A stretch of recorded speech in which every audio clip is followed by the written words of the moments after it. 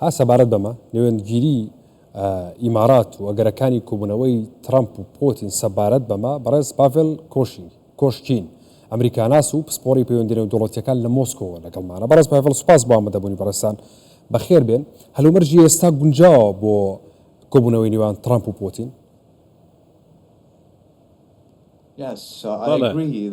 من هاوڕام ئێستا باشترین کاتە بۆ گفتوگۆکردن چونکە لە ڕابردوودا وەستا بوو بەش پرۆستەکە وەستا بوو هەموو لایەنەکان دەبێت لەسەر مەرجەکانی ئاگربەست هاوڕابن و کۆتایی بۆ جەنگە بێنن.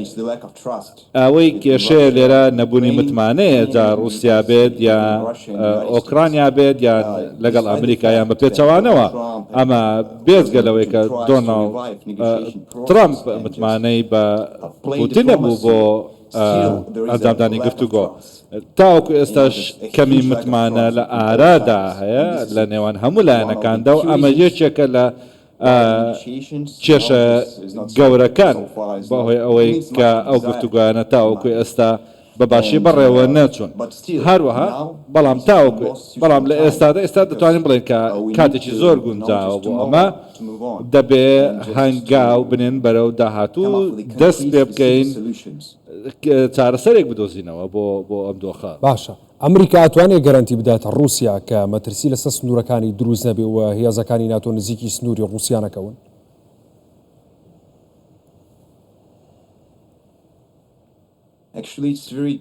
لە ڕاستیە ئەمە ئاسان نییە بۆ زانین چونکە رووسیا بۆ چوون و بڕیارەکانی خۆی نەگۆڕیوە لە ساڵی 2022ەوە.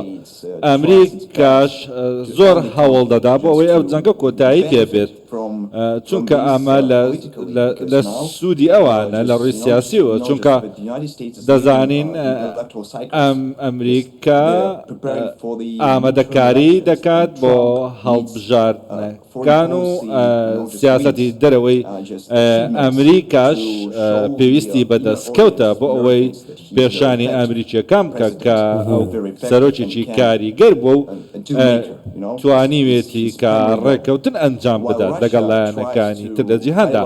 رووسیاش دەیەوێت پێشینەکانی خۆی بخاتە ڕوو بەرگاریان لێ بکات. هەروەها ئەمەشیان دەتوانین بڵێن بەڕە چاوکردنی ئەوەی کە گفتوگۆکان تاوکە ئێستا بەردەوامن لە نێو نەبوونی متمانەی زۆر لە نێوان هەموو لایەکاندا. زۆر باشە ماوەی 8 ساڵ دیدار و گفتوگۆ هەبوون لە نێوان رووسیا و ئۆکرانیا. ئەنجامەکەم شەڕ بەردەوامی ئێستا بوو. ئەنی ئایا بەم دیدارەی ترامپ و پۆتین ئەگەر بکرێ ئەم مێژووە لە شەڕ کۆتایی دێ؟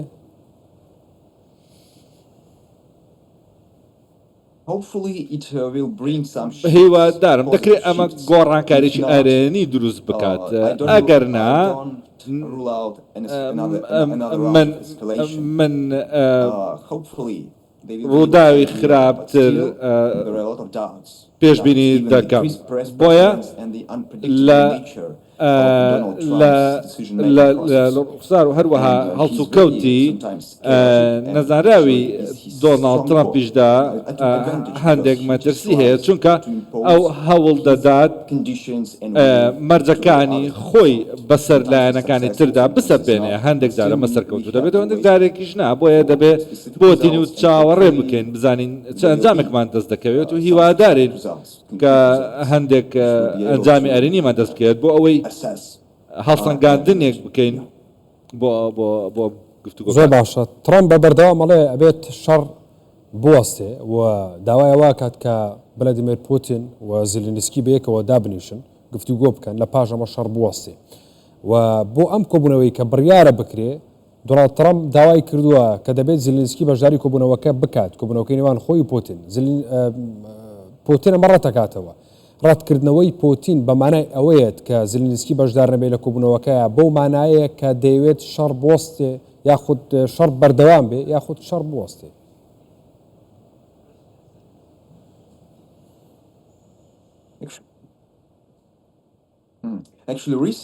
لما وي آخردا فلاديمير بوتين رتي نكردو كوبلوميتشي واربدا بلام هەمووان دەزانن کە هیچیان متمانیان بەوەکەی بەویترا نییە دەکرێت گفتوگۆکانیش دوا بخرێن و ڕەت بکرێنەوە یان پێشکەوتن بەخۆیەوە نەبینێ بۆیە بۆ وەدەسێنانی ئاگر بەست بۆیە من هاوڕام لەوەی کە کۆبوونەوەی ڤلادیمیر پوتین و زلێنسکی گرنگیشی زۆری هەیە چونکە کاتێک دۆناڵد ترامپیش لەوێ ئامادە دەبێت و تیمەکەی ئامادە دەبێت بەڵێ من هاوڕام لەگەڵەوەی کە جنابەت وتیت زۆر باشە بۆ ینی رووسیا و ئۆکرانی ئاسانە بێت گەشتن بە ڕێکەوتن ینی ڕێکەوتنێکی بەپەلە بۆ وەساندنی ئەم شەڕی ئێستا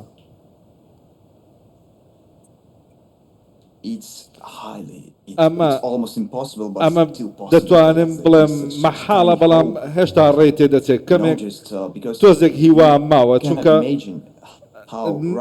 ناتوانین پێشبینی ئەوەی بکەین ئاخۆ رووسیا تا چەند متمانەی بە ئۆکرانی هەیە بە پێچەوانەشەوە چونکە دەبێ بە جوانی بیر لەمە بکەینەوە چونکە ئەمە پرۆسەیەکە بە شێوەیەک لە شێوەکان ئەو متمانەیە دروست دەکاتەوە لە نێوانیاندا و ئەمەش بەڕاستی مەحاڵە چونکە بۆ نمونە وڵاتی سێەم ئەمریکا یان یەکێتی ئەوروپا بێنە ناوە بۆ ئاسانکردنی ئەم پرۆسەیە گرنگی خۆی هەیە بۆیە پرۆستەکە بریتی لە دروستکردنی متمانە لە نێوانە ئەولایەنەدا بۆیە پێویستمان بە نێوەندگیر هەیە جا ئەمریکا بێت یان ئەوروپا بێت بە پێچەوانەوە پێشکەوتنێکی ئەو تۆ بەدی نایەت بۆیە زۆر شت لە دۆخێکی مەترسیدایە زۆر شت مەترسی لەسرە بۆیە ئەمریکا بەشداری گرنگە لەم گفتوگۆ بەڕێز پاڤێڵ کۆشچین ئەمریکاناس و پسپۆری پەیوەندیدارە دەوڵەتیەکان لە مۆسکۆ لەگەڵ مامووی سوپاس بۆ ئەمەدەبنی بەڕێستان بەخێر بێت.